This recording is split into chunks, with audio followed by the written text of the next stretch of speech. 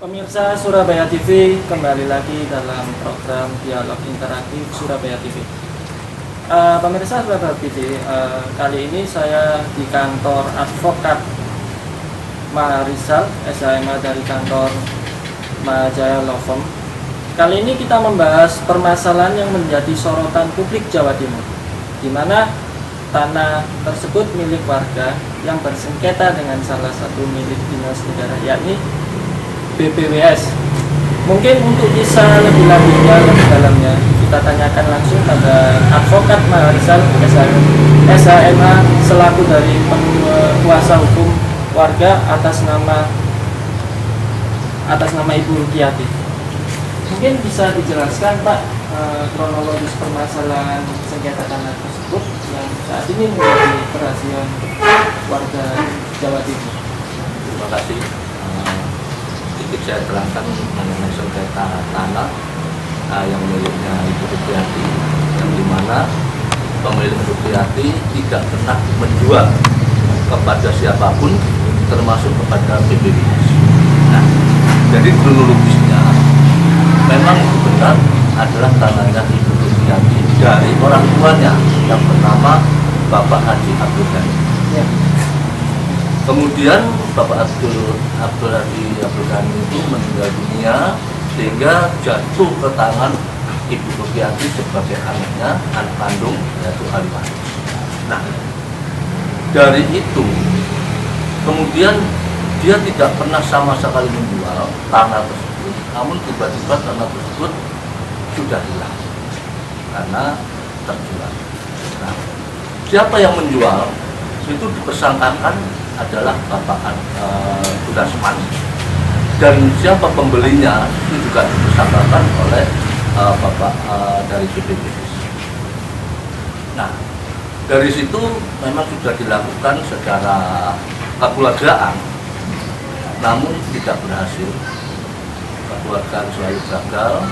Akhirnya dengan sangat terpaksa kasus ini kita bawa ke ranah. Nah, dari situ, dari ranah hukum, untuk kelanjutannya sudah dilakukan mediasi. Dari mediasi yang diharapkan sesuai dengan Perma nomor 1 tahun 2016 itu diharapkan bahwa prinsipal baik tergugat maupun penggugat prinsipalnya harus hadir. Nah, dari prinsipal penggugat itu semuanya hadir, yaitu penggugat 1 dan penggugat 2 hadir.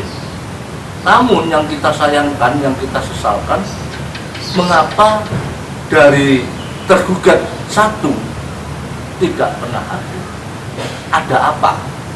Kalau memang dia menjualnya benar-benar miliknya dia sendiri, tentunya diajak mediasi untuk pertemuan, pasti dia hadir, kan? Nah, di sini dia tidak pernah mau hadir, ada apa? Ini yang malah mempersulit dari perkara ini yang gelap untuk bisa menjadi terang. Ini sulit untuk menuju ke masalah terang. Persoalan perkara ini kan perdata ya Pak ya? Yeah. Apakah hal itu bisa menyangkut nanti membias pada perkara pidana dalam hal ini? Ya, jadi memang dalam masalah perdata ini, karena kebetulan saya yang menangani masalah perdatanya, kita akan ungkap jika memang di dalam kasus perdata ini nanti ditemukan adanya pidana, ya tentunya pasti ke ranah pidana juga, yaitu misalnya adanya keterangan palsu, misalnya adanya pemalsuan surat, pasti kita arahkan ke sana. Sejauh ini persidangan sampai di mana? Jadi persidangan ini sekarang sudah jawab-menjawab, yang dimana kemarin itu, minggu kemarin itu adalah jawaban dari tergugat 1 dan tergugat 2, sedangkan Kamis besok itu replik daripada jawaban penggugat. Bisa dijelaskan Pak, itu yang bersengketa itu luas lahannya berapa sih Pak? Ya. Jadi luasnya itu 4.800 meter persegi. Nah, itu milik daripada para penggugat. Nah itu kemudian nggak tahu bagaimana ceritanya, kok bisa yang namanya Pak Durasman ini menjual kepada BPWS. Ini yang kita juga ingin tahu, dari mana, bagaimana kronologisnya kok bisa Pak Durasman ini bisa menjual tanah tersebut. Dari pihak BPWS sejauh ini bagaimana?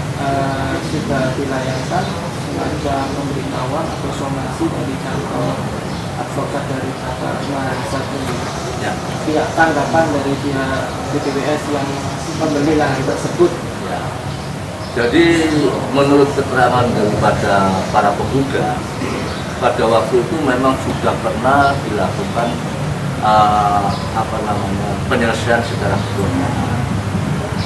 Namun penyelesaian yang secara kekeluargaan itu tidak menemukan hasil. Maka ya masuklah ke ranah hukum. Nah, dari BPWS sendiri, kalau saya melihat daripada jawaban, BPWS juga tidak pernah merasakan dia membeli dengan cara prosedur yang tidak benar. Ya itu sah-sah saja kan keterangan daripada BPWS, boleh-boleh aja.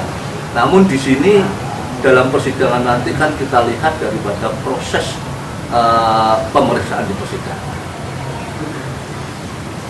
Berarti status ini Pak, ini kan pemilik lahan dari Ibu Rupiati ya, yang pemeriksa dari Alwaris. Mereka tidak merasa menjual secara sah kepada pihak lain, namun dijual oleh orang lain atas nama Durasman. Nah, dari segi hukum itu berkaitan dengan hal itu, yang perlu saya garis bawahi, apakah hal itu menimbulkan pidana? Kenapa unsur itu kan perkataan pidananya itu apa sudah dimasukkan di unsur tersebut? Karena pihak ahli waris sendiri tidak pernah merasa menjualkan hal itu. Ya, jadi pada waktu itu memang sudah pernah dimasukkan ke ranah pidana. Nah, terus kemudian dalam proses ranah pidana sedang berjalan, karena ranah pidana itu adalah perbuatan, maka kita juga menginginkan adanya ganti kerugian. Jadi bahwa yang menjual tanah tersebut bukan orang yang benar. Sehingga di sini para penggugat itu merasa adil. Saksi-saksi atau itu bukti-bukti dari kantor pengacara Mahardika ini sudah telah disiapkan di sidang-sidang berikutnya. Ya. Jadi tentunya yang namanya kita sudah ke ranah pengadilan, ranah hukum, tentunya kita juga sudah mempersiapkan yang adanya saksi-saksi maupun bukti-bukti. Jadi kita juga sudah siap untuk membuktikan tentang perbuatan yang dipersangkakan Pak Durasman. Baik, mengenai optimisme dalam kasus ini, seberapa besar tingkat kemenangan? Jadi kalau Bapak mengatakan adanya kemenangan, itu kami serahkan semuanya kepada pengadilan. Karena semua itu tergantung daripada keterangan saksi dan bukti. Terima kasih atas penjelasan dari Bapak Maharisal. Semoga bermanfaat, Pak. Demikian dialog interaktif kami dengan advokat Maharisal SHMH dari kantor Yahya Mahardika Mahajaya Law Firm.